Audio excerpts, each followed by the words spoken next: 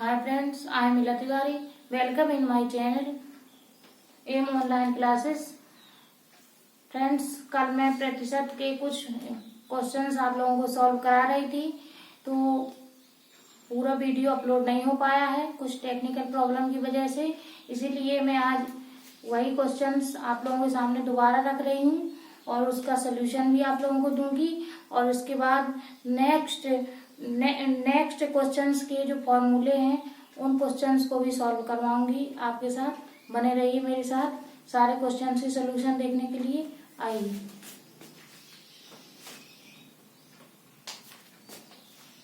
Questions दिया हुआ है, यदि ए की आय बी की आय से 50% कम हो तो बी की आय ए की आय से कितने प्रतिशत अधिक होगी। फ्रेंड्स, आप भी क्वेश्चन को एक बार रीड कर लीजिए।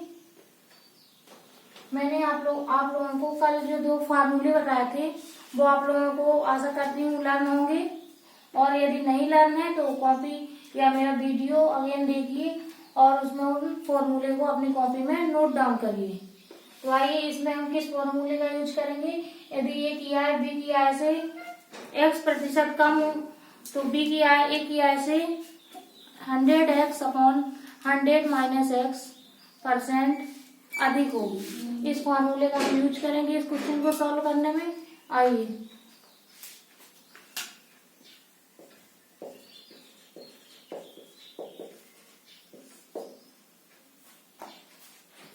फ्रेंड्स, मैं फॉर्मूला आपको बता चुकी हूँ। यदि ए की आय बी की आय से x% कम हो तो बी की आय ए की आय से 100x/100 - x% अधिक होगी। इस फॉर्मूले का हम यूज यहाँ पर करेंगे। बार बार मैं फॉर्मूले को आप लोगों को बता रही हूँ जिससे कि आप लोग फॉर्मूले को लर्न कर लें। आइए, यहाँ पर x की वैल्यू दी हुई है 100 इंटू x की वैल्यू यहाँ पर दी हुई है 50। तो मैंने यहाँ पर 50 पुट किया फ्रेंड्स, और नीचे भी मैंने इसको x की वैल्यू 50 पुट की। यहाँ से हम इसको सॉल्व करेंगे तो ये आपका 500 आ जाएगा इधर अपॉन 50। यहाँ से हम इसको सॉल्व करेंगे फ्रेंड्स, तो ये 0 से 0 काट देंगे और 5 से 500 काट देंगे, तो हमारा यहाँ पर आंसर 100 यानी 100% आ जाएगा। इसलिए यहाँ पर बी की आय ए की आय से कितने प्रतिशत अधिक होगी, 100% अधिक होगी। हाँ फ्रेंड्स, आइए हम आपके सामने मैथ्स के कुछ और भी क्वेश्चंस लेकर के आएंगे। तो ये जो मैंने आपको सोल्यूशन दिया है, वैसे कल मैंने कुछ होमवर्क भी दिया था, लेकिन कुछ टेक्निकल प्रॉब्लम से वो होमवर्क नहीं हो पाया था। इसलिए मैं जब अपने वीडियो को कंप्लीट करूंगी तो इसके बाद आप लोगों को आज भी कुछ होमवर्क दूंगी। फ्रेंड्स, चलिए मैं आप लोगों को आज एक फॉर्मूला लेकर के आई हूँ। इस फॉर्मूले का यूज करके हम क्वेश्चंस को सॉल्व करेंगे फ्रेंड्स, और क्वेश्चंस को सॉल्व करने से हमें ये ऐसा लगभग प्रतीत होगा कि जो पुराने हमने क्वेश्चन सॉल्व किए हैं लगभग वही फॉर्मूले का इसमें भी यूज करेंगे। लेकिन थोड़ा सा इन क्वेश्चन में थोड़ा सा कॉन्सेप्ट है, अगर आप उसको समझ लेंगे तो सारे क्वेश्चन बड़ी ही आसानी से सॉल्व कर लेंगे। नए फॉर्मूले को याद करने की कोई भी जरूरत नहीं है, उन्हीं फॉर्मूले से क्वेश्चन सॉल्व होंगे। तो आइए देखिए, चलते हम क्वेश्चन की तरफ। ये मूल्य और इनटू खपत बराबर खर्च, तो ये क्वेश्चन में कैसे यूज होगा। जरूरी नहीं है कि हमारा अगर खर्च हमारा बढ़े या घटे या कुछ भी हो, खर्च सिर्फ अपरिवर्तित की कंडीशन को छोड़ करके मूल्य और खपत आप देख रहे होंगे कि एक दूसरे के रेसिप्रोकल है, यानी कि व्युत्क्रमानुपाती है मूल्य खपत का। मतलब अगर मूल्य बढ़ेगा, मूल्य अगर बढ़ेगा तो खपत क्या होगी, खपत हमेशा घटेगी। लेकिन ये सिर्फ एक कंडीशन ऐसी होगी जब खर्च अपरिवर्तित रहेगा तब ऐसा होगा। मूल्य बढ़ेगा तो खपत घटेगी, और अगर खपत बढ़ेगी तो मूल्य घटेगा, और मूल्य बढ़ेगा तो खपत घटेगी, खपत बढ़ेगी तो मूल्य घटेगा। तब सिर्फ रेसिप्रोकल का यहाँ पर कॉन्सेप्ट होगा, यानी व्युत्क्रम का कॉन्सेप्ट होगा। और अगर ये खर्च जो है हमारी हर ये अपरिवर्तित रहती है तभी ये कॉन्सेप्ट यहाँ पर लागू होगा। अगर खर्च बढ़ती है, कम होती है, तो फिर जरूरी नहीं है कि मूल्य बढ़ने पर खपत घटेगी या खपत बढ़ने पर मूल्य बढ़ेगा। आइए चलते हैं हम क्वेश्चंस की तरफ। आइए फ्रेंड्स चलते हैं हम इस क्वेश्चंस की तरफ। इसका सोल्यूशन हम देखते हैं। सोल्यूशन को देखने के पहले कुछ महत्वपूर्ण जानकारियां। आइए चलते हैं हम उस क्वेश्चंस की सोल्यूशन की तरफ। क्वेश्चन दिया हुआ है, चीनी के भाव में 20% की वृद्धि होने पर किसी परिवार को चीनी की वार्षिक खपत में कितने प्रतिशत कम करनी होगी। ये देखिए, जब खपत कम करनी होगी कहा गया है वृद्धि होने पर, मतलब इसका जो उनको मूल्य है चीनी के भाव का जो मूल्य है उनको एवरेज करने के लिए क्वेश्चन में दिया गया है चीनी के भाव में 20% की वृद्धि होने पर किसी परिवार को चीनी की वार्षिक खपत कितने प्रतिशत कम करनी होगी। तो इसके लिए हम उसी फॉर्मूले का यूज करेंगे जो हम आप लोगों को बता चुके हैं। बस थोड़ा सा कॉन्सेप्ट करना है यहाँ पर क्लियर। वार्षिक खपत में कमी यहाँ पर कहा गया है, उसमें मैंने ए और बी कहा था, सिर्फ इतना है। यहाँ पे खपत और भाव और यही सब चीजें आपको दी गई होंगी। पेट्रोल का मूल्य और खपत, दो चीजों का ही इन सारे सवालों में सिर्फ दो ही चीज, मूल्य और खपत, सिर्फ खपत और मूल्य की कहानी रहेगी। वहां की आप जो ए लिया था पहले पुराने क्वेश्चंस में ए और बी लिया था, तो यहाँ पर हम मूल्य और खपत लेंगे। लेकिन एक चीज का विशेष ध्यान रखेंगे यहाँ पर कि वार्षिक खपत कितने प्रतिशत कम करनी होगी। ये जो खपत है ये मतलब यहाँ पे एवरेज करना पड़ेगा। मूल्य पूरे साल में जो उनका पैसा खर्च होता था वो सेम पैसा खर्च होना चाहिए। सिर्फ ये चीज हमको देखना है, मूल्य पैसा सेम खर्च होना चाहिए और घट बढ़ सकता है खपत में। जैसे हम मान लीजिए 4 किलो गेहूं खाते थे तो हमको अब कम करना पड़ेगा, लेकिन हमारा मूल्य जो है पैसा उतना ही होना चाहिए खर्च। तो आइए इसमें सिर्फ उसी फार्मूले का यूज करते हैं हम। यहाँ पर x की वैल्यू 20 दी हुई है, x इक्वल टू दिया हुआ है 20। डायरेक्ट हम फॉर्मूले का यूज करेंगे 100x अपॉन 100 प्लस x प्रतिशत कम करनी पड़ेगी। इतने प्रतिशत हमें चीनी की वार्षिक खपत कम करनी पड़ेगी। तो आइए अब इसमें हम वैल्यू को पुट करते हैं। x की वैल्यू यहाँ पे 20 दी हुई है, 100 प्लस है, 100 में 20 को ऐड करेंगे तो 120 हो जाएगा। यहाँ से हम इसको सॉल्व कर लेंगे, 20 का 100 में गुणा करेंगे 2000 आ जाएगा। फ्रेंड्स देखिए फ्रेंड्स, यहाँ मैं इसको सॉल्व करूंगी, 0 से 0 काट देंगे और ये 200 और नीचे 12 दिया हुआ है, 200 और 12 दिया हुआ है, तो ये हमारा 4 से डायरेक्ट कट रहा है। 4 5 20 और ये 0 और 4 3 12, ये इधर मतलब हमारा 50/3% चीनी की खपत कम करना पड़ेगी उस परिवार को। या फिर हम इसको सही बटे में लिखना चाहें तो इसको सही बटे में हम यहाँ कैसे लिखेंगे, मैं यहाँ पे आपको समझा देती हूँ।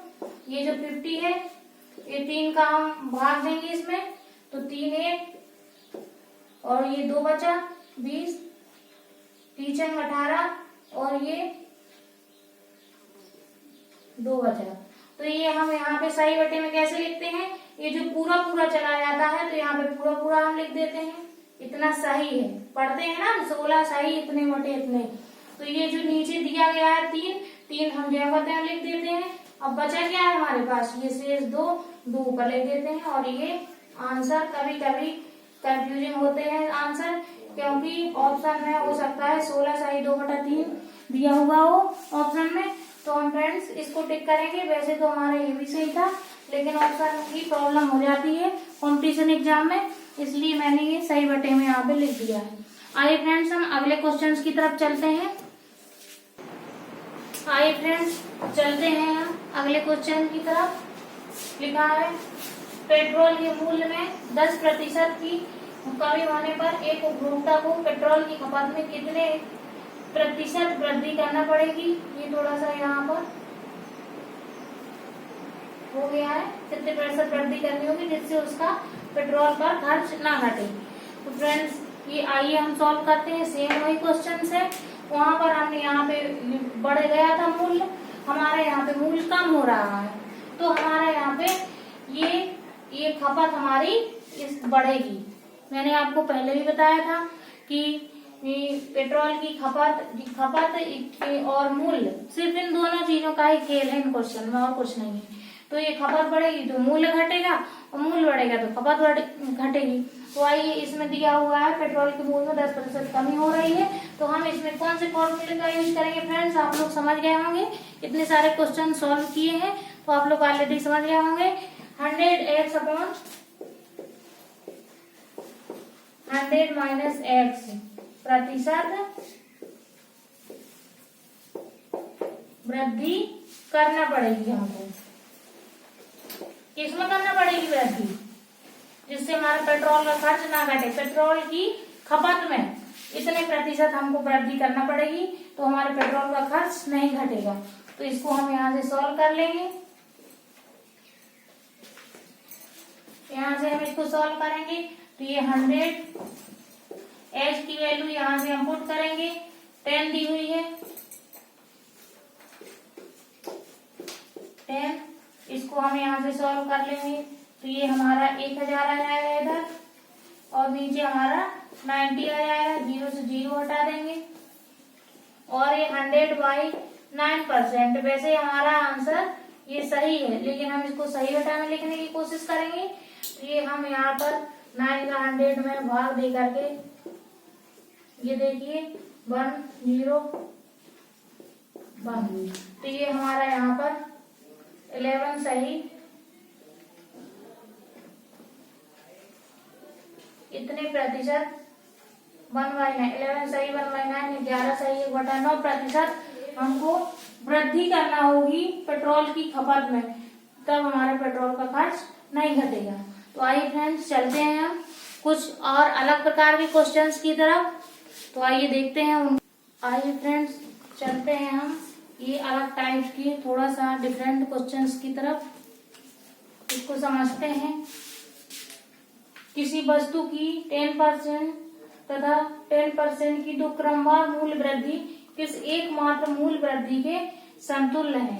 यहाँ पर ऑप्शन दिया हुआ है 21, दूसरे में ऑप्शन दिया है 24%, एक में दिए 18% और फोर्थ में ऑप्शन दिया गया है 9%। अब इसको हमें सॉल्व करना है। तो आइए फ्रेंड्स समझते हैं इसको। इस तरह के सवालों में जब क्रमवार मूल्य वृद्धि दी हुई हो और समतुल्य मूल्य वृद्धि निकालना हो, तो इस तरह के क्वेश्चंस में हम कॉन्सेप्ट को क्लियर करेंगे और इस तरह के सारे सवालों में उसी कॉन्सेप्ट का यूज करेंगे। इसमें हम क्रमवार मूल्य वृद्धि के लिए किसी वस्तु का प्रारंभिक मूल्य मान लेंगे, और जब प्रारंभिक मूल्य मान लेंगे तो उसके सापेक्ष हम 10% अगेन 10% जितनी भी क्रमवार मूल्य वृद्धियां दी हुई हो उतनी क्रमवार मूल्य वृद्धियां करके सोल्यूशन हम फाइंड कर लेंगे। तो आइए देखते हैं किस प्रकार करेंगे।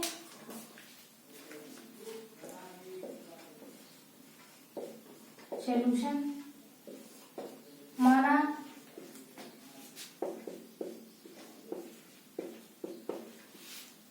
माना वस्तु का प्रारंभिक मूल्य क्या है।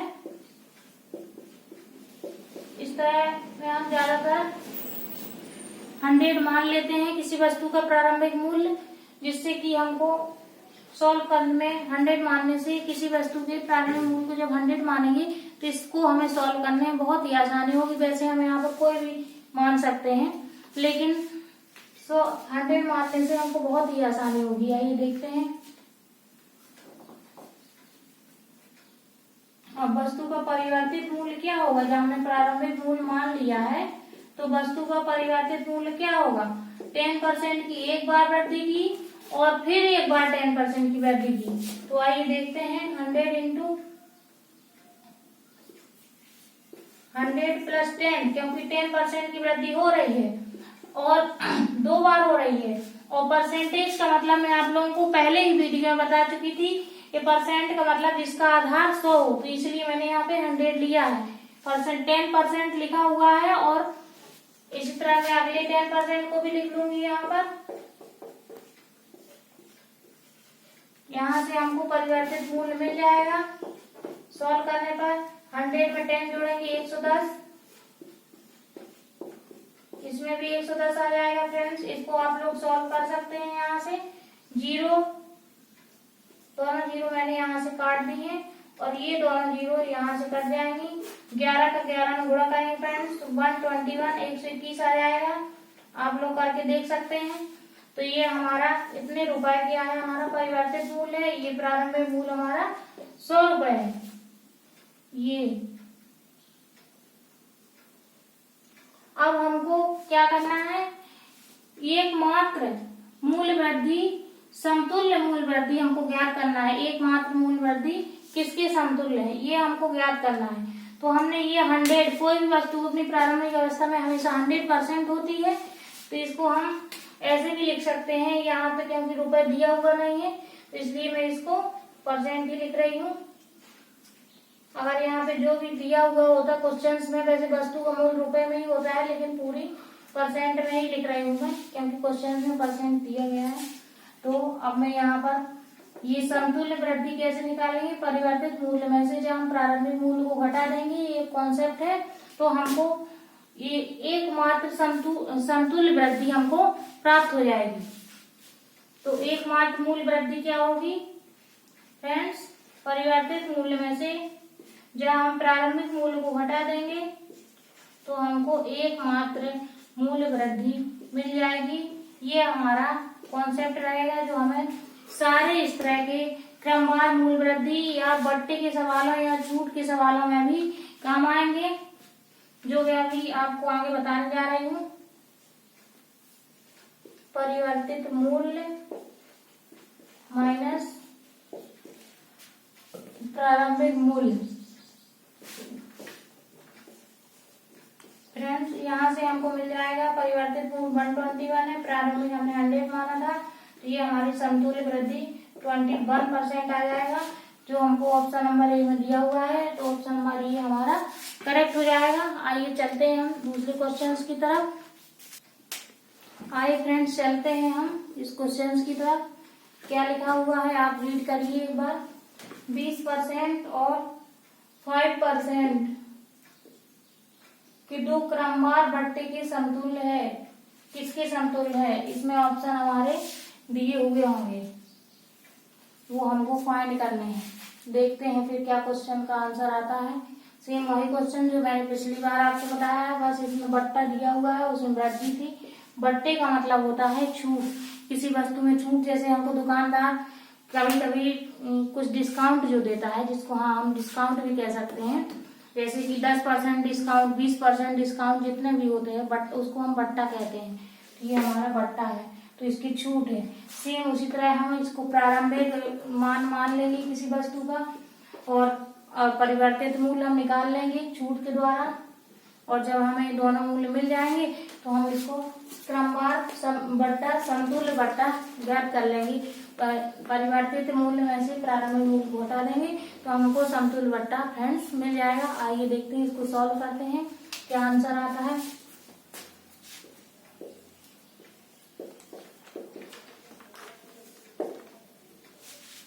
माना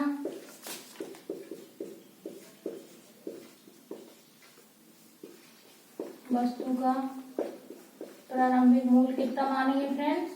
100, क्योंकि कोई भी वस्तु अपनी प्रारंभिक अवस्था में 100% अवस्था में होती है।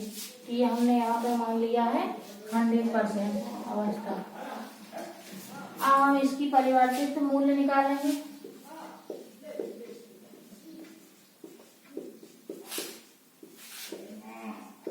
परिवर्तित मूल्य फ्रेंड्स क्या करेंगे हम, बट्टा, पहला बट्टा हमारा पहली छूट दी है 20% की, तो यहाँ पर हम देखिए कैसे करते हैं सॉल्व। 100 इंटू 100 माइनस 20 अपॉन 100, क्योंकि प्रतिशत का आधार 100 होता है तो ये 100 है। 20% की पहली छूट, तो हमने पहली छूट लिख दी है, पहला बट्टा।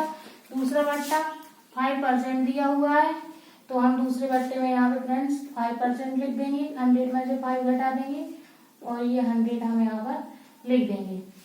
तो हम इसको अब यहाँ से परिवर्तित मूल्य को हम इसको सॉल्व करके फाइंड कर लेंगे। जो हमें परिवर्तित मूल्य मिल जाएगा, तो परिवर्तित मूल्य में से हम प्रारंभिक मूल्य को घटा देंगे परिवर्तित के, तो समतुल्य बट्टे मिल जाएगा हमको। आइए देखते हैं, इसको सॉल्व करते हैं। यहाँ पे 100 में से 20 या 80 और ये 100, इधर हमारा 95 आ जाएगा और ये यहाँ पर हमारा 100 आ जाएगा। इससे हमने इसको क्रॉस कर दिया और ये 0 से हमने एक 0 को यहाँ काट दिया फ्रेंड्स। अब हमने ये इस वाले 0 को भी काट सकते हैं, तो हमने 5 से इस 10 को काटा तो ये क्या होगा 2, और इसको काटा तो हम 17×95 17 आ गया। अब यहाँ से हमें फ्रेंड्स मिल जाएगा, ये 2 से हमने 8 काट दिया तो 4 आया फ्रेंड्स। तो 4 का गुणा 17 में, नहीं सॉरी फ्रेंड्स, ये 17 नहीं, ये 19 बना 95 होता है फ्रेंड्स, तो ये 19 आया। तो ये हम इसको इंटू कर लेंगे, तो ये हमारा 76 आ जाएगा। यहाँ पर कितना आ जाएगा 76%। फ्रेंड आइए देखते हैं, अब हम यहाँ पर हम इसका समतुल्य बट्टा निकाल लेंगे। समतुल्य बट्टा के लिए फ्रेंड्स क्या करेंगे हम,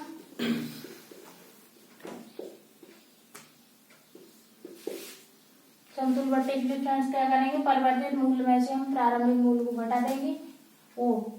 प्रारंभिक मूल्य में से परिवर्तित मूल्य को घटा देंगे, तो हमको समतुल्य बट्टा की दर मिल जाएगी।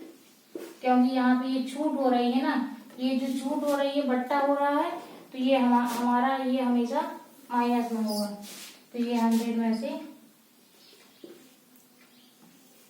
76 को हटा देंगे, तो ये हमारा आ जाएगा 24%। ये जो फॉर्मूला लिखेंगे हम, तो ये परिवर्तित मूल्य माइनस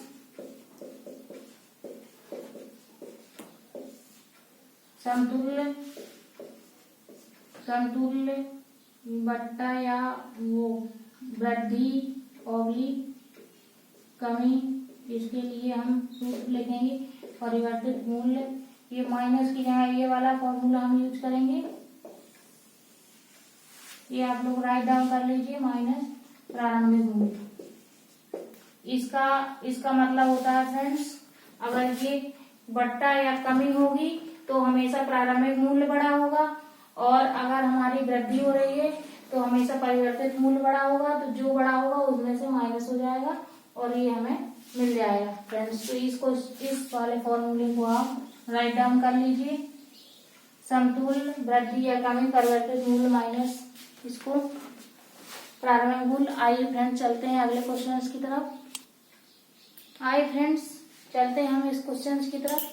ये क्वेश्चन थोड़ा सा बड़ा है और बस थोड़ा सा ही हल्का सा क्रिटिकल है, बहुत ज्यादा क्रिटिकल नहीं है, लेकिन अगर हम इसका कॉन्सेप्ट क्लियर कर लेंगे, समझ लेंगे इसको, तो बड़े ही आसानी से हम बहुत ही जल्दी हम इसको सॉल्व कर लेंगे। तो आइए देखते हैं हम इस ऐसे क्वेश्चनों में हम क्या करते हैं। इसको आप एक बार रीड करिए क्वेश्चंस को, मैं भी रीड कर रही हूँ आपके साथ। अमन का खर्च विमल के खर्च से 30% अधिक है तथा विमल का खर्च रमन के खर्च से 10% कम है। यदि तीनों के खर्च का योग रुपए 6447 हो, तब अमन का खर्च ज्ञात कीजिए। अब हमें इस क्वेश्चन में सबसे ज्यादा जो इम्पोर्टेंट चीज है वो ये देखना है कि हम किसके खर्च को माने, या हम अमन के खर्च को माने कि रमन के खर्च को माने कि विमल के खर्च को एक्स माने, किसके खर्च को हम एक्स माने। इसमें स्टूडेंट बहुत ही ज्यादा कंफ्यूज होते हैं। तो आइए मैं आप लोगों को एक ट्रिक बता रही हूँ, वो ट्रिक आप लोग देखिए, जो मैं आपको समझा रही हूँ उस ट्रिक को समझने की कोशिश करिएगा आप लोग। इसमें देखिए अमन का खर्च तो पूछा हुआ है, लेकिन सबसे महत्वपूर्ण चीज विमल के खर्च से 30%। अमन का खर्च किसके खर्च से? विमल के खर्च से 30% अधिक है, और विमल का खर्च रमन के खर्च से 10% कम है।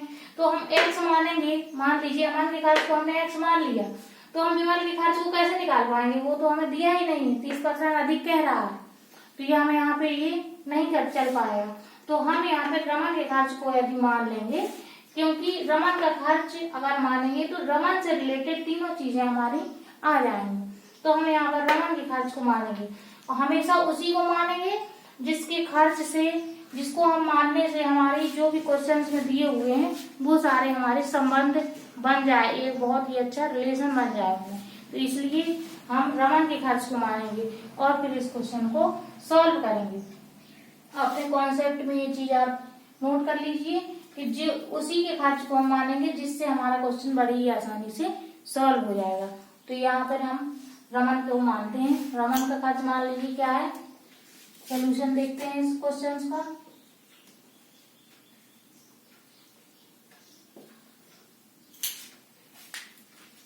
रमन का खर्च मानते हैं फ्रेंड्स, तो हम इसमें सॉल्यूशंस देखते हैं फ्रेंड्स। आप लोग इसको देखिएगा। माना रमन को मैं यहाँ पर लिखती हूँ, माना रमन का खर्च। इतना सारा आपको अपने एग्जाम में लिखने की जरूरत नहीं, मैं आपको समझने के लिए यहाँ पर लिख रही हूँ। रमन को आर से आप लिख सकते हैं। माना रमन का खर्च बराबर क्या है? x% है, ये आपने यहाँ पे मान लिया है।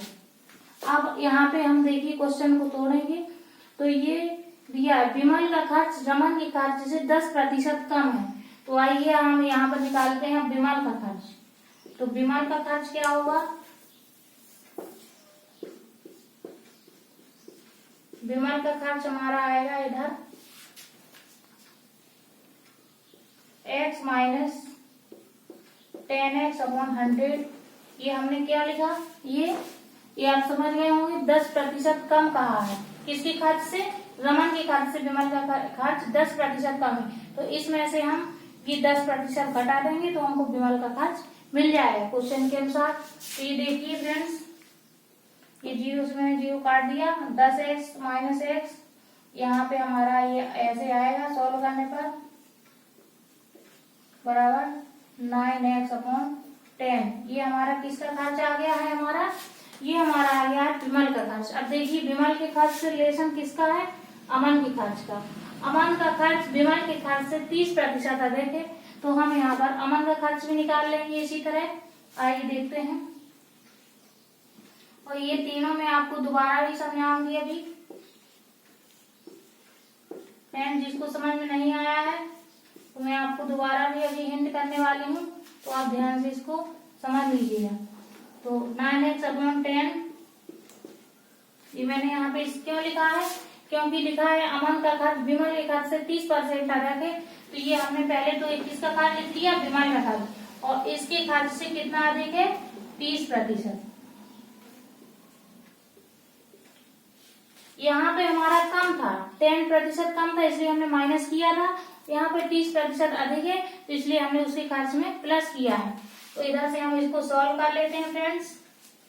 तो ये हमारा, ये यहाँ से 0 0 कट जाएगा, नीचे हर समान है, 10 10 दिया है, तो ये 9 का पहाड़ा 3 9 3 27, 27x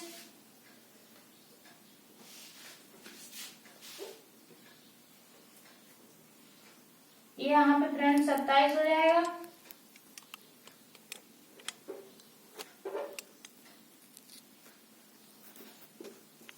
फ्रेंड्स इसी में हम ये जो इसका खर्च दिया हुआ है 9x/10, तो इसी में हम फ्रेंड्स 30% को हम ऐड करेंगे,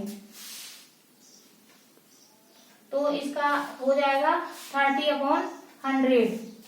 30/100 30%, क्योंकि वो अधिक कह रहा है।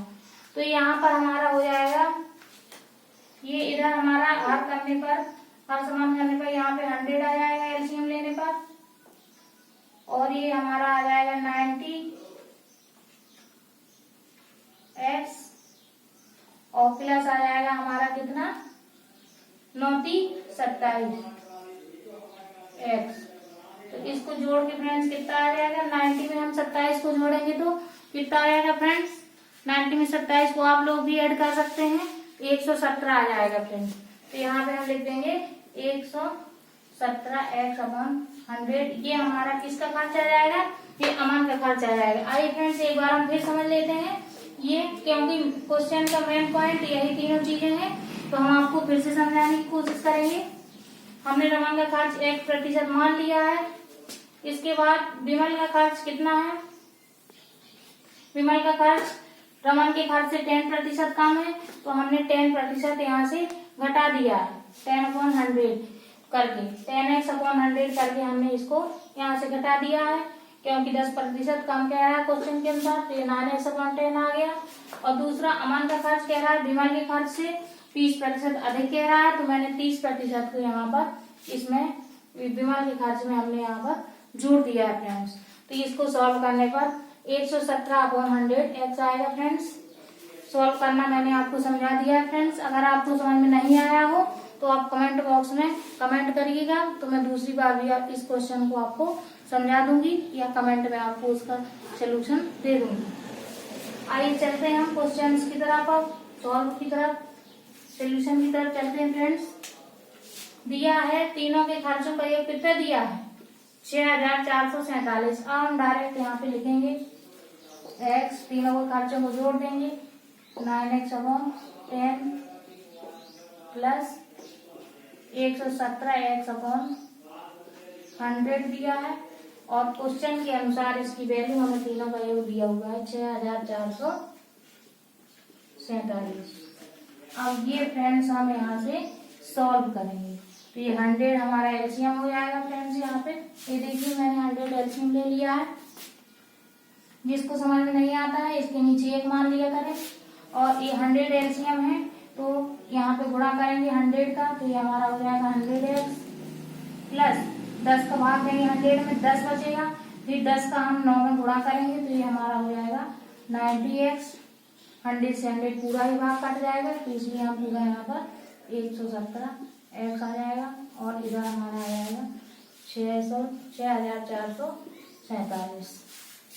अब फ्रेंड्स हम अगली लाइन में देखिए, ये यहाँ के लिए गुणा कर लेंगे जो मैंने बताया था, 100x plus 90x plus 117x बराबर 6447। यहाँ से हम इसको जोड़ेंगे, तो ये 100 और 90 190 और 190 और 170 कितना हो जाएगा, ये यहाँ से 60, 9 1 10 की 0 और 1 2, 1 और 1 2 और 1 हासिल का, तो ये 307x इक्वल टू आ जाएगा 6447 फ्रेंड्स। अब हमें यहाँ से x की वैल्यू फ्रेंड्स मिल जाएगी 6447/307।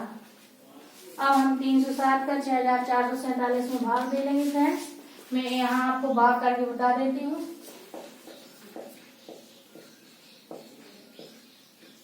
ये देखिए 2 बार भाग जाएगा फ्रेंड्स। ये यहाँ पे इस तरह के बड़े बड़े भागों में फ्रेंड्स जिन लोगों को समझ में नहीं आता है तो वो लोग भी यहाँ से सीख लेंगे, मैं आपको समझा रही हूँ।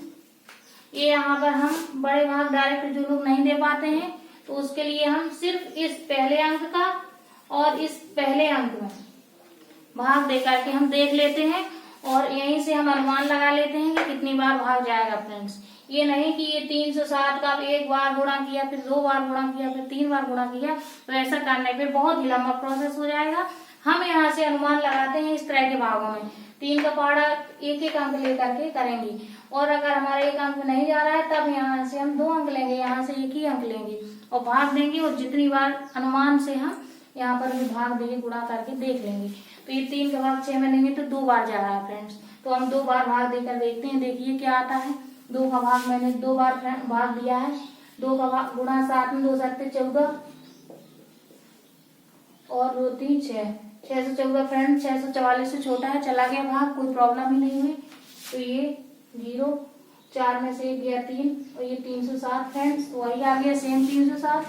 तो ये एक बार गया और कट गया।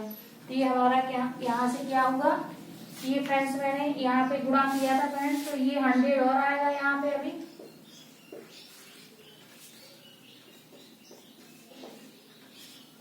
और इसके साथ भी 100 का गुणा करेंगे तो हमारा 21 यहाँ से आ गया है, आप देख सकते हैं।